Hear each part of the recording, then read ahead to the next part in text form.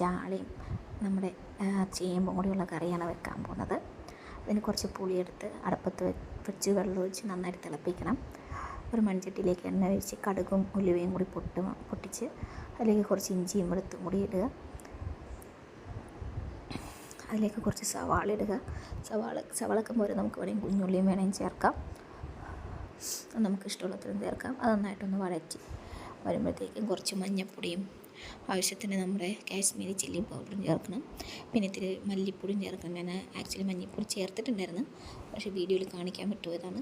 ഇത് മൂന്നും ചേർത്ത് നന്നായിട്ട് വഴറ്റി അതിലേക്ക് നമ്മൾ 1/2 കിലോ മത്തിക്ക് ഒരു ടൊമാറ്റോ ഉണ്ട്, ഒരു മീഡിയം ടൊമാറ്റോൻ്റെ ജ്യൂസാണ് എടുത്തേക്കുന്നത്. അത് നന്നായിട്ട് മിക്സിയിലടിച്ച് അതൊഴിച്ച് നന്നായിട്ട് അതിൻ്റെ ഒരു പച്ചപ്പ് മാറുന്നത് പോലെ ഒന്ന് വഴറ്റി അതിലേക്ക് നേരത്തെ നമ്മൾ തിളപ്പിച്ച് വെച്ചിരുന്ന ആ പുളിവെള്ളവും കൂടി ചേർത്ത് കൊടുക്കണം. അതിൻ്റെ പുളി ഇട്ടിട്ടില്ല, ആ വെള്ളം മാത്രമേ ഇട്ടിട്ടുള്ളൂ. അതിലേക്ക് കുറച്ച് കറിവേപ്പില ഇട്ട് നന്നായിട്ട് തിളപ്പിക്കണം. കുറച്ച് ഉലുവ പൗഡർ ഇട്ടിട്ടുണ്ട് ഞാൻ അതിലേക്ക്.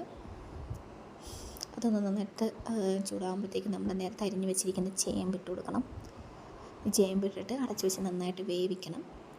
ചേമ്പ് വെന്ത് കഴിയുമ്പോഴത്തേക്ക് നമ്മുടെ ചാളയിട്ട് കുറച്ച് പെരിഞ്ചീരകപ്പൊടി ഇട്ടാൽ നമ്മുടെ കറി ഇവിടെ റെഡിയായി.